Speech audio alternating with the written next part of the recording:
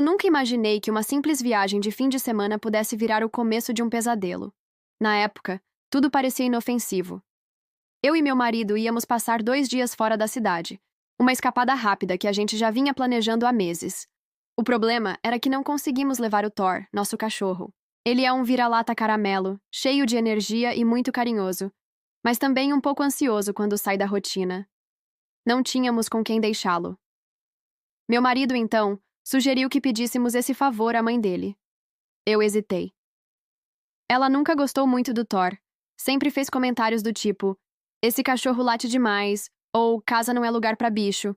Mas mesmo desconfortável, acabei cedendo.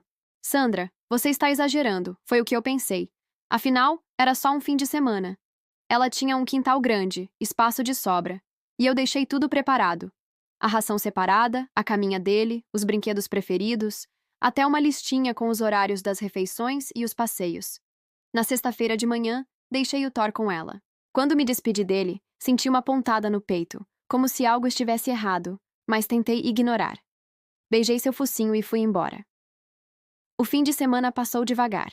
Eu mandava mensagens perguntando como ele estava e ela respondia sempre de forma seca, como se estivesse fazendo um grande sacrifício. Tá aqui, tá bem. Foi a resposta de sábado à noite. Só isso. Quando voltamos no domingo, a primeira coisa que quis fazer foi buscar o Thor. E aí começou o absurdo. Ela não me deixou entrar. Disse que ele estava dormindo, que era melhor eu buscar no dia seguinte. Achei estranho, mas não quis brigar. Na segunda-feira fui até lá de novo. Ela me recebeu com a mesma frieza e disse, com todas as letras, que não ia devolver o cachorro. Falou que ele tinha se adaptado, que talvez fosse melhor ele ficar por lá mesmo. Fiquei em choque. Achei que era uma piada. Mas quando tentei pegar o Thor, ela disse que, se eu encostasse a mão nele, chamaria a polícia. Ali eu entendi que aquilo era mais do que birra. Era controle. A sogra, que nunca me engoliu completamente, agora tinha uma carta na manga. Meu cachorro. E estava disposta a usá-la. Voltei para casa arrasada. Chorei o caminho inteiro. Tentei conversar com meu marido, mas ele ficou no meio do fogo cruzado. Disse que ela devia estar só tentando ajudar, que talvez fosse uma confusão, que eu estava nervosa demais. Não era confusão. Era intencional. Durante os dias seguintes eu ligava, mandava mensagens, pedia para ver o Thor. Ela ignorava ou respondia com frases passivo-agressivas do tipo: se você tivesse sido mais educada comigo antes, talvez as coisas fossem diferentes agora. Meu Deus, como alguém pode fazer isso com um cachorro? Comigo? Ele era minha companhia, minha terapia, meu melhor amigo. E agora estava refém numa casa onde não era querido, sendo usado como punição emocional. Fiquei em pedaços. Comecei a me culpar por ter deixado ele lá. Sentia vergonha de contar para os outros o que estava acontecendo, porque parecia absurdo. Quem acredita que uma sogra sequestra um cachorro? Mas era exatamente isso. E no fundo eu sabia. Aquilo não era só sobre o Thor, era sobre poder. Ela queria me ferir, me controlar, e sabia exatamente como fazer isso. Foi nesse momento que percebi que, se eu quisesse meu cachorro de volta, e minha paz também, eu teria que lutar. Mas não seria fácil. Ela era manipuladora, experiente nesse tipo de jogo emocional. E o pior, ninguém ao meu redor parecia levar a situação a sério. Eu estava sozinha. Ou melhor, eu e Thor. Mesmo longe, eu sentia que ele também esperava por mim. E eu prometi que não ia desistir. A pior parte não foi o dia em que ela disse que não ia me devolver o Thor. A pior parte foi o que veio depois. Os dias em que ela me fez sentir como se eu tivesse que implorar por algo que já era meu. Como se o amor que eu tinha pelo meu cachorro fosse uma fraqueza a ser explorada. Logo depois da primeira recusa, comecei a tentar resolver tudo com calma. Mandava mensagens delicadas, pedia para conversar, tentava entender o que, afinal, ela queria com aquilo. Mas a resposta era sempre ambígua. Às vezes ela dizia que o Thor estava melhor com ela. Outras que eu não tinha estrutura emocional para cuidar de um cachorro. Já teve vez em que simplesmente dizia que ele estava feliz e seguro, e que eu devia me concentrar no meu casamento, não num cachorro. Eu tentava manter a compostura, mas por dentro estava desmoronando. Comecei a ter crises de ansiedade, não conseguia dormir direito. Vivia com medo de ela fazer algo ruim com o Thor só para me atingir. E para piorar, ninguém parecia entender a gravidade da situação. Meu marido tentava amenizar tudo. Dizia: que a mãe o não quis mal, que ela devia estar carente, que talvez o Thor realmente tivesse feito bem a ela. E aí começaram os jogos. Um dia, ela me mandava uma foto do Thor deitado num tapete velho com a legenda: "Olha como ele está tranquilo aqui", coisa que nunca ficava na sua casa. No outro, dizia que talvez fosse dar ele para um amigo, já que eu não estava mostrando. Interesse real. Tudo isso com um tom frio, calculado. Como se estivesse sempre me testando, esperando minha reação. Eu cedia a tudo. Comecei a fazer o que ela queria. Visitava mais a casa dela. Sorria fingindo estar bem. Aceitava críticas. Veladas. Passei a me sentir culpada por qualquer atitude que pudesse provocar a ira dela. Era como andar num campo minado. Um passo em falso, e eu podia receber uma mensagem dizendo: "Se continuar assim, não vejo motivo para manter o Thor aqui." Ela transformou o amor que eu tinha pelo meu cachorro em uma arma contra mim. Me colocou de joelhos emocionalmente.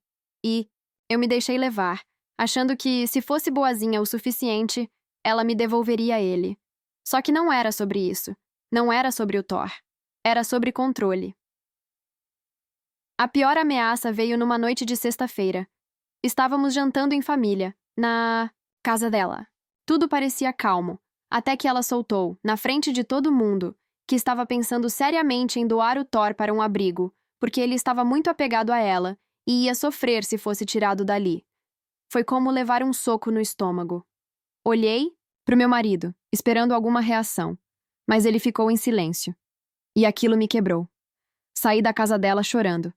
Aquilo tinha passado de todos os limites. Eu estava me apagando, me anulando, me curvando cada vez mais para manter um fiapo de contato com o Thor. Aquela relação tinha se tornado abusiva, e eu estava presa, refém de uma mulher que queria me castigar por coisas que talvez nem soubesse explicar. Foi naquele fim de semana que caiu a ficha. Eu podia continuar implorando, cedendo, chorando sozinha, ou podia começar a reagir. Pela primeira vez, percebi que não era só sobre recuperar meu cachorro, era sobre recuperar a mim mesma, e isso exigiria coragem. Eu não sabia ainda o que ia fazer, mas sabia que não podia continuar sendo manipulada. Alguma coisa dentro de mim mudou. Aquela Sandra que aceitava tudo calada estava começando a dar lugar a uma mulher pronta para lutar. E se ela queria guerra emocional, era exatamente isso que ia ter. Eu passei dias tentando encontrar uma saída. O desespero já tinha virado exaustão. E com o tempo, a dor foi dando espaço para uma raiva silenciosa. Uma força que crescia cada vez que eu olhava para a caminha vazia do Thor no canto da sala. Eu não ia mais implorar. Eu não ia mais ceder. Comecei a me preparar. Não era uma briga qualquer. Era com alguém que sabia manipular, distorcer, inverter tudo a favor dela. Então, eu precisava estar um passo à frente. Comecei a registrar tudo. Prints de mensagens, áudios, datas das ameaças veladas. Até conversas em que ela admitia que só estava com o Thor, porque era bom ver como isso te desequilibra. Sim, ela chegou a dizer isso. E eu gravei, conversei. Com uma advogada amiga minha. Ela me orientou sobre o que fazer, caso a situação chegasse a um ponto mais sério. Mesmo que, legalmente, fosse difícil provar posse de um animal, os registros que eu estava reunindo podiam mostrar que havia abuso emocional envolvido. Mas mais do que isso, eu precisava que meu marido visse a verdade com os próprios olhos. Foi aí que montei uma conversa armada. Marquei um jantar na casa dela com meu marido. Combinei de puxar o assunto sobre o Thor de forma sutil. Coloquei o celular para gravar no bolso do casaco. Tudo aconteceu quase como eu imaginei. No começo, ela tentou bancar a boazinha. Disse que estava pensando em me devolver o cachorro, se eu melhorasse minha atitude. Mas bastou eu mostrar firmeza, dizer que já estava pronta para resolver judicialmente, que ela mostrou quem realmente era. Começou a gritar. Disse que eu era ingrata, que o cachorro era dela agora, e que se quisesse podia sumir com ele e ninguém nunca mais ia ver. Meu marido ficou paralisado. Foi a primeira vez que ele viu com clareza o que eu vinha enfrentando. Eu só olhei para ele e disse: "Agora você entende?" Depois daquela noite, as coisas mudaram rápido. Ele ficou do meu lado, enfrentou a mãe, disse que ela tinha passado de todos os limites. Foi um caos. Teve gritaria, choros, ameaças.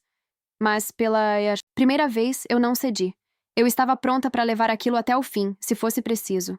2 dias depois, ela apareceu na nossa porta com o Thor. Nem olhou na minha cara. Largou ele ali e foi embora. Eu nem consegui falar nada. Só me abaixei e abracei meu cachorro como se fosse a primeira vez. Ele tremia, mas abanava o rabo. Me cheirou inteira, como se quisesse ter certeza de que era eu mesma. A partir daquele dia, coloquei limites. Não só com ela, mas com todo mundo. Chega de agradar quem me faz mal. Chega de me calar por medo de parecer exagerada. O que vivi foi real. Foi cruel. E se você que está me ouvindo agora já passou por algo parecido, emocionalmente abusivo, silencioso, mas devastador, saiba que você não está sozinha. Hoje o Thor dorme de novo na caminha dele, no canto da sala. E eu durmo em paz, sabendo que tive coragem de me levantar, de lutar, de recuperar o que era meu. Se essa história te tocou de alguma forma, se você já viveu ou conhece alguém que passou por algo parecido, se inscreve no canal, deixa o like e compartilha esse vídeo. Isso pode ajudar muita gente a enxergar que abuso emocional nem sempre grita. Às vezes ele late baixinho pedindo socorro, e a gente precisa aprender a escutar.